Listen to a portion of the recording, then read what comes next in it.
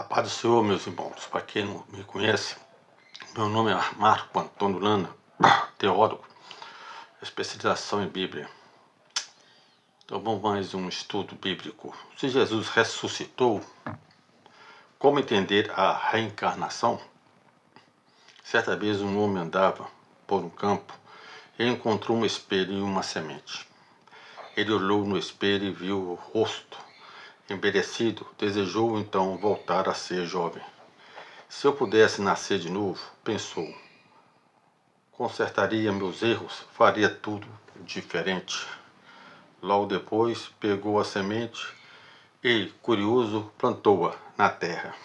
Dias se passaram.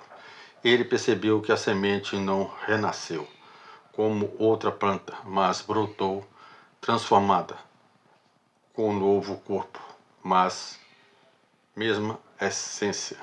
Então, uma voz suave falou ao seu coração. Assim é um homem diante de Deus. Ele não precisa voltar à terra, muitas vezes para aprender.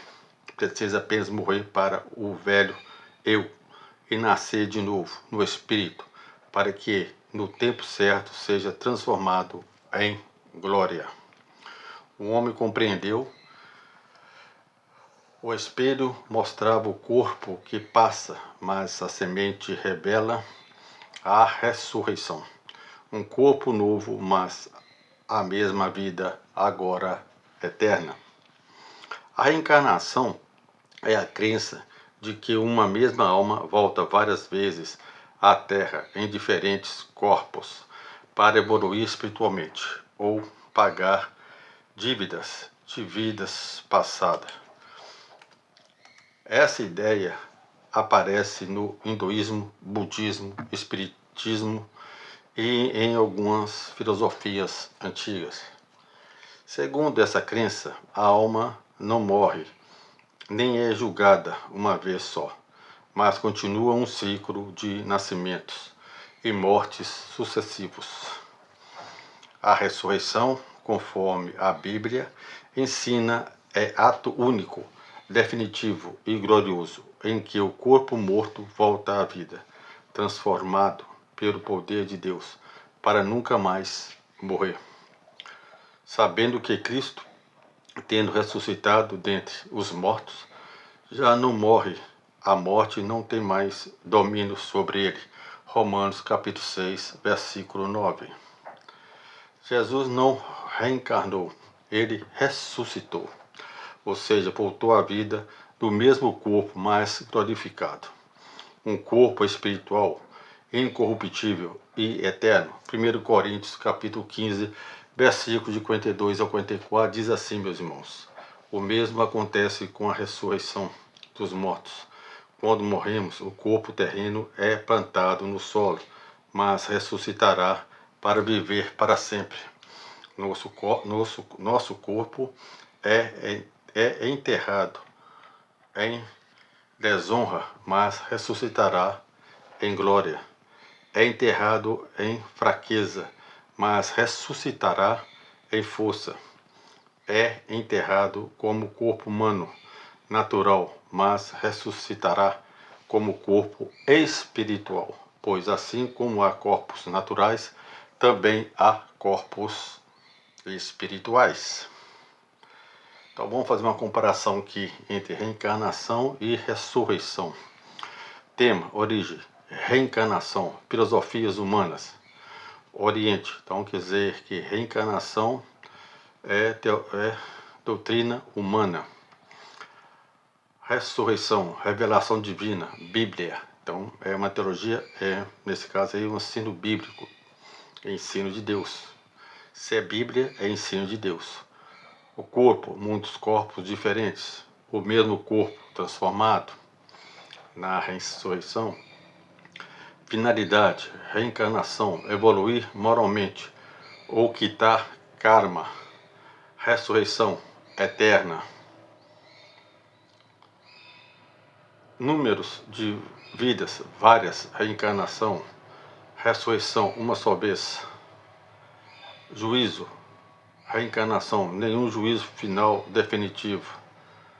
Ressurreição, um só juízo após a morte. Hebreus capítulo 9, versículo 27. Poder que age, reencarnação, lei natural, cíclica, ressurreição, poder soberano de Deus. Aos homens está ordenado morrerem uma só vez, vindo depois disso o juízo. Hebreus capítulo 9, versículo 27. Essa passagem anula a ideia de reencarnação, pois afirma claramente que a vida humana é única e segue-se o juízo de Deus, não um novo nascimento terreno. Jesus mesmo prometeu: eu sou a ressurreição e a vida. Quem crê em mim, ainda que morra, viverá. João capítulo 11, versículo 25. Portanto, meus irmãos, a esperança cristã não é reencarnar, mas ressuscitar com Cristo no último dia. João capítulo 6, verso 40, diz assim: pois é a vontade de meu Pai que todos aqueles que olhar para o Filho e nele crer tenham a vida eterna, e eu o ressuscitarei no último dia. O sentido da ressurreição de Jesus. A ressurreição de Jesus não é simples, não é simbólica, nem espiritual. Foi real, histórica e corporal. Ela prova que a morte foi vencida. 1 Coríntios capítulo 15, verso 54 ao 57, que diz assim: então, quando o nosso corpo mortal tiver sido transformado em corpo imortal, se cumprirá a passagem das Escrituras que diz: a morte foi engolida na vitória. Ó morte, onde está a sua vitória? Ó morte, onde está seu aguilhão? O pecado é o aguilhão da morte que nos fere, e a lei é que torne o pecado mais forte. Mas graças a Deus que nos dá a vitória sobre o pecado e sobre a morte, por meio do nosso Senhor Jesus Cristo. Jesus é o Filho de Deus, Romanos 1,4. E nós também ressuscitaremos, 1 Coríntios capítulo 15, versículo de 20 a 23, que diz assim: mas Cristo de fato ressuscitou dos mortos. Ele é o primeiro fruto da colheita de todos que adormeceram. Uma vez que a morte entrou no mundo por meio de um único homem, agora a ressurreição dos mortos começou por meio de um só homem. Assim como todos morremos em Adão, todos que são de Cristo receberão nova vida. Mas essa ressurreição tem uma sequência. Cristo ressuscitou como o primeiro fruto da colheita, e depois todos que são de Cristo, Então aqueles que não são de Cristo não vão ressuscitar não. Ressuscitarão quando ele voltar. Ele é o primogênito dentre os mortos, o primeiro de uma nova criação que nunca mais morrerá. A reencarnação promete múltiplas chances.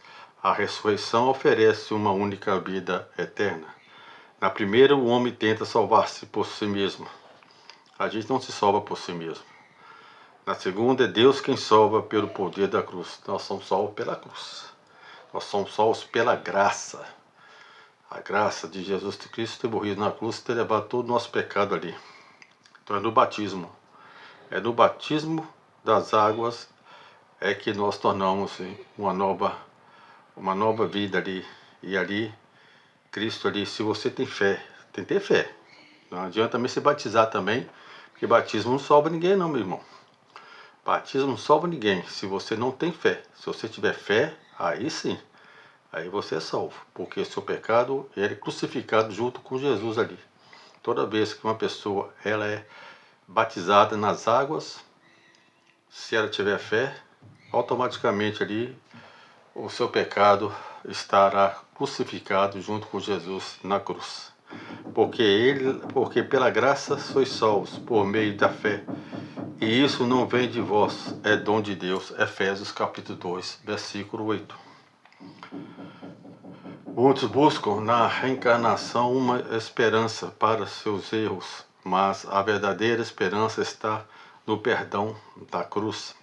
A reencarnação diz, pague o que deve, voltando muitas vezes. A cruz diz, tudo está pago. A reencarnação depende do esforço humano. A ressurreição depende da graça divina. Por isso, quem crê em Cristo não precisa temer o passado, porque o sangue de Jesus apaga toda dívida e o Espírito Santo renova o coração aqui e agora. Aplicação para a vida cristã. Valorize hoje. Esta é a sua vida, a única que Deus lhe deu. Viva com propósito e santidade. Arrependa-se e confie. Não existe vida seguinte para corrigir os erros, mas perdão imediato em Cristo. Espere a ressurreição. Quando Jesus voltar, os mortos em Cristo ressuscitarão incorruptíveis. 1 Coríntios capítulo 15, versículo 52. Essa é a esperança que sustenta a fé cristã. Seja testemunha da graça. Mostra ao mundo que a vida eterna não se conquista por ciclos, mas se recebe por fé no ressuscitado, que é Jesus Cristo. No ressuscitado, que é Jesus Cristo. Aos homens está ordenado morrerem uma só vez. Vim depois disso o juízo. Hebreus 9, 27. Jesus não ensinou que voltaríamos a viver várias vezes. Ele disse, quem crê em mim, ainda que morra, viverá. João 11, 25. A reencarnação oferece repetição, mas o Evangelho oferece redenção. Cristo não reencarnou, ele ressuscitou, e ao fazê-lo abriu o caminho para que também nós vivamos para sempre. Hoje, Deus te convida a valorizar esta vida como única oportunidade de servir, amar e ser transformado. Não há outra chance terrena, mas há graça suficiente agora. Senhor Jesus, obrigado porque tua ressurreição me libertou da ilusão dos recomeços terrenos.